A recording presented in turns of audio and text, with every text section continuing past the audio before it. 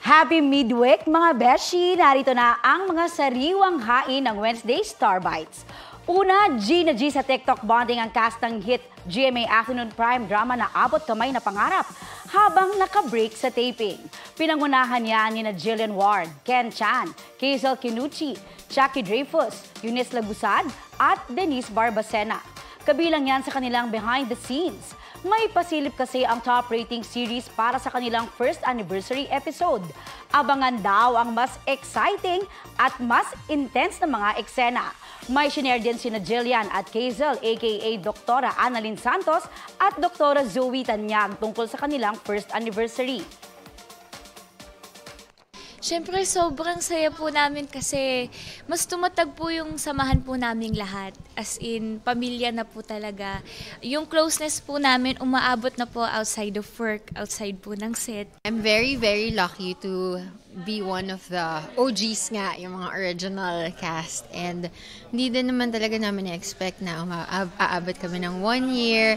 So, we're very, very thankful to all our fans, sa mga nanonood.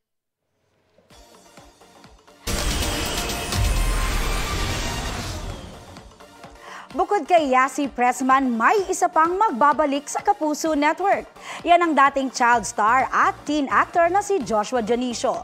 Tulad ni Yasi, kabilang din si Joshua sa upcoming series na Black Rider, na produce ng GMA Public Affairs.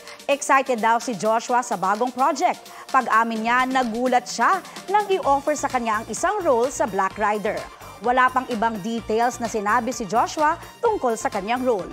Ang sigurado raw, close raw siya kay Black Rider. Masaya raw siya sa suporta ng fans sa kanyang pagbabalik sa Kapuso Network.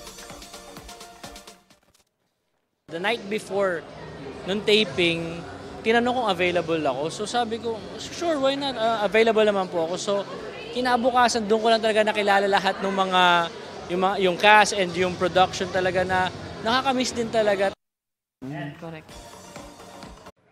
Mga kapuso, para sa mga maiinit na balita, mag-subscribe sa GMA Integrated News sa YouTube. Sa mga kapuso abroad, subaybayan niyo po kami sa GMA Pinoy TV at sa www.gmanews.tv.